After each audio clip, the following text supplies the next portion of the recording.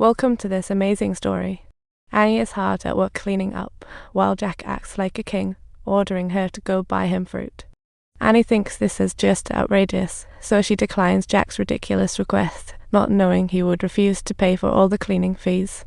And, taking advantage of the moment, he shoves Annie into the water, turning the expensive cleaning equipment into fish food. Poor thing. This super confident rich kid has no clue how much trouble he's caused for Annie. She has to pay for the cleaning equipment damage. On top of that, she gets a heartless firing from her boss. Annie shares her misfortunes with her friend, who quickly looks up Jack. To her surprise, Jack is actually the son of the third richest person in the world. Thinking of his arrogant demeanor, Annie can't help but wish he'd take a dive into the ocean. Ironically enough, her curse seems to be working. That night, Jack is gearing up for a night out with the socialites. When he goes to look for essentials, he discovers the drawer is completely empty. He instinctively calls his butler, but the butler has finally had enough of Jack's demands and conveniently silences his phone. Jack, out of options, has to find it himself, stumbling onto the deck. He finally finds what he desperately needs in the luxurious couch cushions, just as the yacht gets rocked by the waves. Jack loses his balance and falls into the water, shouting for help. Meanwhile, the cabin is lost in merry chaos. However, the captain is too busy partying, and the crew is oblivious to Jack's cries. No one notices the billionaire heir has gone missing. Fortunately, Jack is washed ashore, but unfortunately he hits his head and can't remember a thing.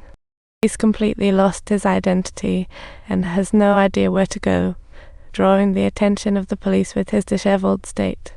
When questioned by the police, he panics and runs away, but they quickly find a lead based on his description. Investigations reveal he comes from a luxury yacht in Mexico, and the police contact his sister Lisa, who finally arrives at the hospital after a few hiccups. The doctor informs Lisa that Jack has amnesia, and it might be permanent, sparking a cunning idea in her mind. She glances at Jack and confidently claims she doesn't know him. To ensure that her plan is foolproof, she gathers the crew and fabricates a story about Jack being eaten by a shark. Then, she sobs to their father, recounting the entire tale. Little does she know, Jack's fate is in Anna's hands now. Upon seeing the hospital's missing persons notice, Anna's thirst for revenge ignites. To get back at him for the humiliation, Annie plans on taking amnesiac Jack home to let this arrogant brat experience a taste of life. With her friend's help, she finds a bunch of forged documents to prove that the amnesiac Jack is her husband. Although Jack has no idea who he is, he has a sixth sense telling him that this woman is definitely not his wife. Oddly enough, this woman seems to know the Mars tattoo on his behind. The once mighty rich kid suddenly finds himself trapped in a meticulously crafted scheme, becoming the man of an ordinary household. He can't believe how bad things are at home, and two adorable girls are calling him Dad. "Oh, Dad, you've worked so hard, haven't you? I'm so glad you're okay." Jack finally realizes he has 3 daughters, but is shocked to find they don't look anything like him. "We had trouble getting pregnant, so we used a sperm donor," his wife clarifies. How hilarious is that? She's a struggling worker, working multiple jobs to make ends meet. He can't believe this woman isn't his wife, so he seizes the moment to escape. Tanny and the girls are watching him like hawks. He has nothing left but this dilapidated house, so he eventually returns. Annie finds him some of his size clothing, but before Jack can adjust, he's pushed in to make dinner. This guy doesn't even know how to turn on the stove. It's a complete disaster.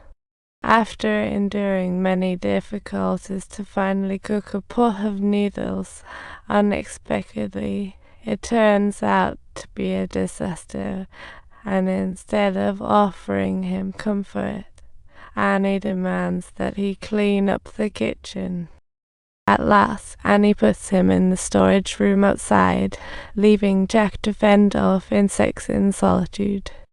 Annie tells Jack about her deal with a mysterious benefactor. To secure funds, she has to endure 30 days without fish. She can't even sit on a comfy couch. Before dawn, a beat-up work truck is waiting outside. The foreman of this truck is actually Anna's friend's husband.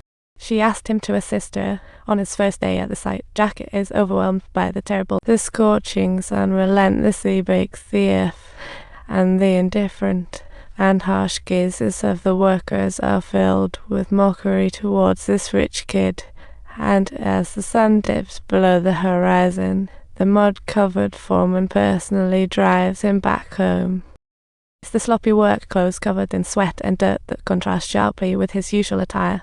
He stumbles home tired, about to wash away his fatigue, when Annie hands him another note. Filled with a shopping list, he hesitates but reluctantly obeys Anna's commands.